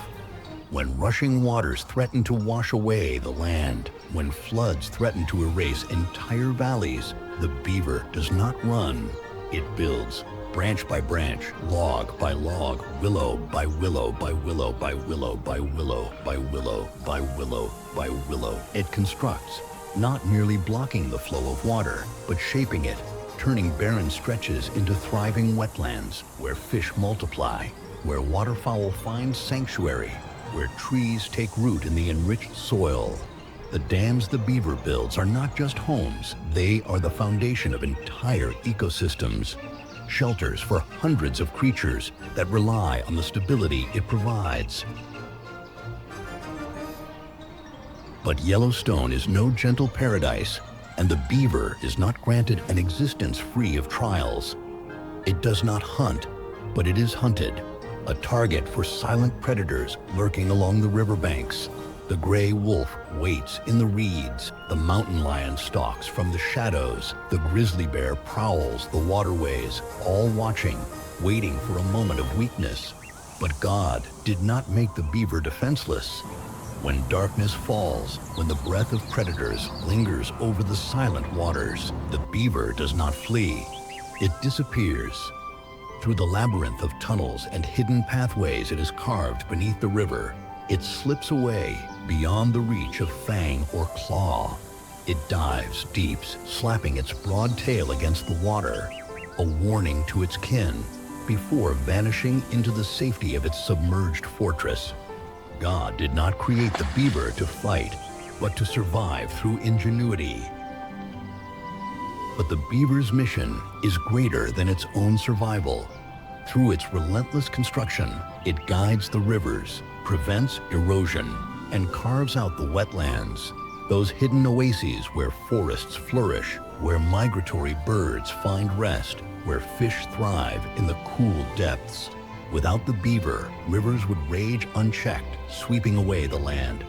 Without the beaver, shallow waters would dry, leaving the landscape barren. God did not place the beaver in Yellowstone as just another creature, but as a vital force woven into the ecosystem itself. It does not roar like the lion. It does not hunt like the wolf. It does not wander like the bear. It builds, it creates, it preserves. And when the streams flow strong, when the forests at the river's edge grow lush and green, when the waters teem with life, that is the beaver's legacy, the silent mark of an unseen architect whom God entrusted to shape the land. Not the strongest, not the fastest, but the one who changes the world in its own way. And so, amid the rushing rivers, beneath the towering trees of the lakeshore, the beaver toils on, unceasing, unyielding, constructing water kingdoms that no other creature could ever create. God did not make the beaver a warrior.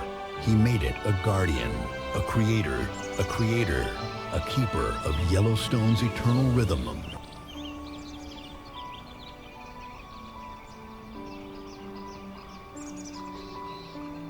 Deep within the ancient forests of Yellowstone, where crystal-clear streams weave through emerald valleys, where towering trees cast their endless shadows, God placed the black bear, a traveler through time, a warrior of the shadows, an embodiment of endurance and adaptability.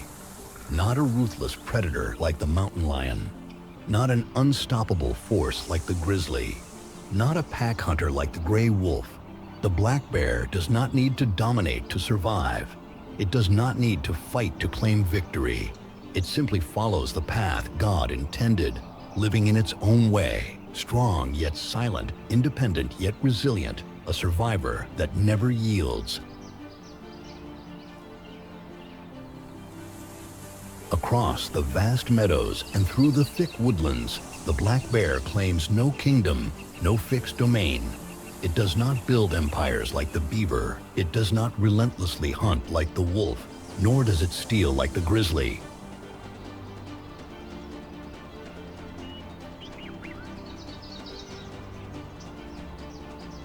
It is a wanderer, a silent shadow slipping through Yellowstone, surviving by sheer wit and instinct. God did not grant it the fastest legs, but He gave it silent footsteps. God did not give it the deadliest claws, but He blessed it with agility and intelligence.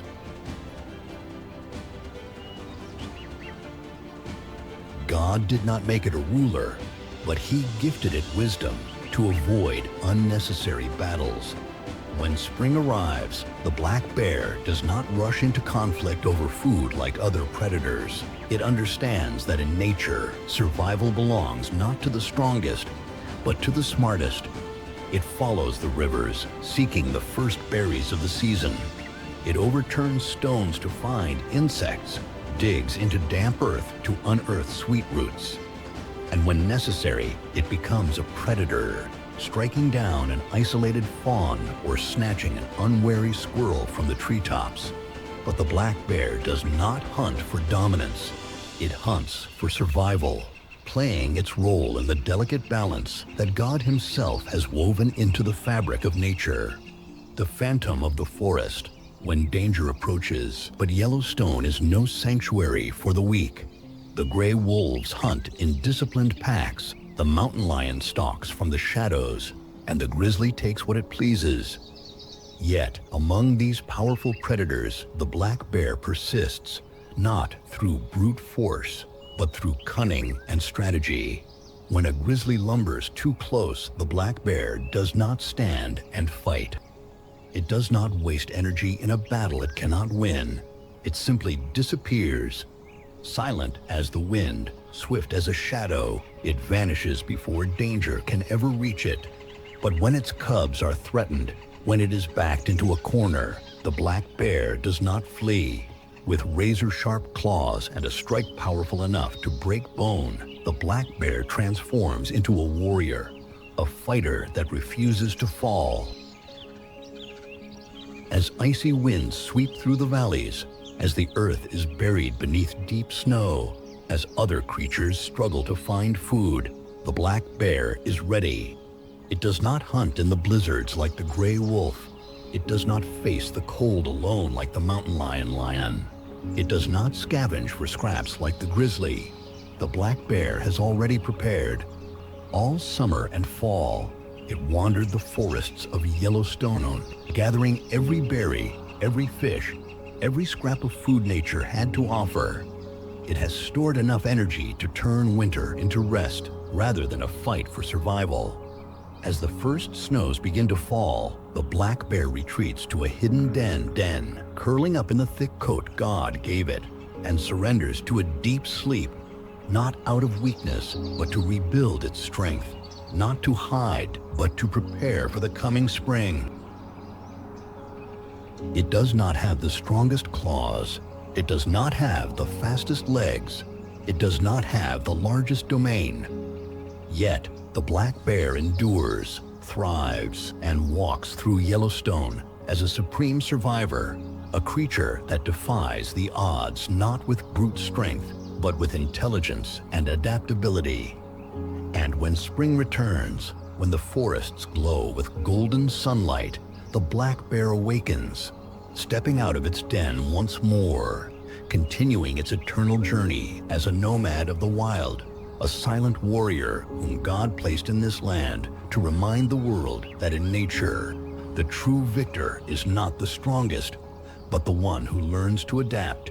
And so, in the wilderness of Yellowstone, among ancient trees and glacial rivers, the black bear still walks, an immortal witness of time, a survivor who will never bow.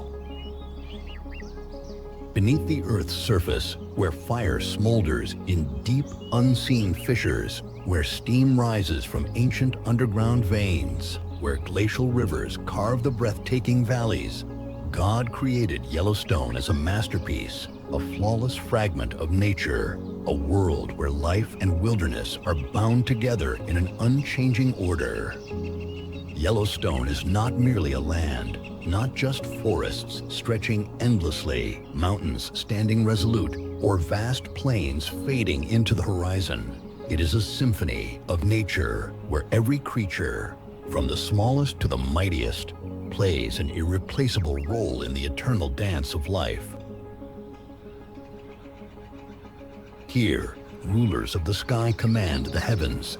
Bald eagles soar above, their wings casting shadows over the meadows and winding rivers, guardians of the wild, messengers sent by God to watch over this sacred land. Here, wanderers of the deep forests walk their untamed paths. Gray wolves move through the misty dawn, Yellowstone's cold-hearted warriors, enforcing nature's law with the instincts and wisdom bestowed upon them by the Creator. Here, giants of the wilderness observe in silence.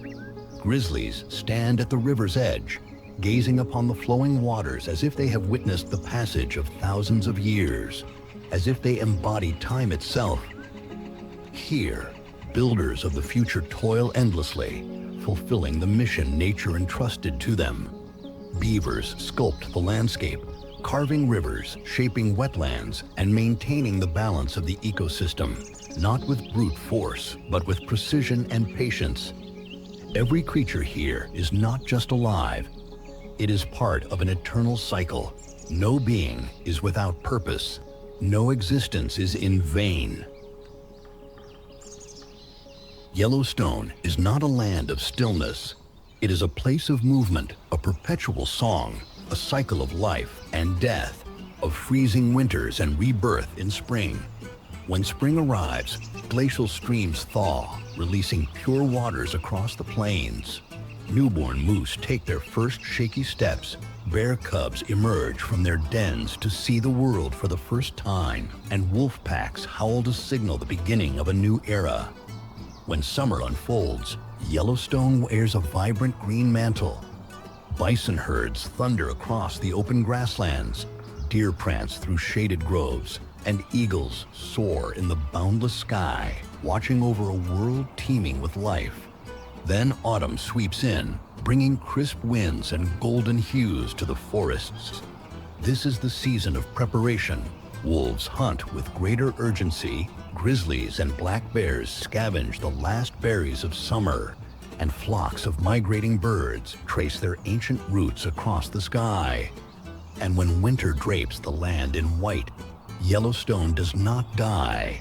It sleeps, it breathes, it waits to awaken once more in the light of spring.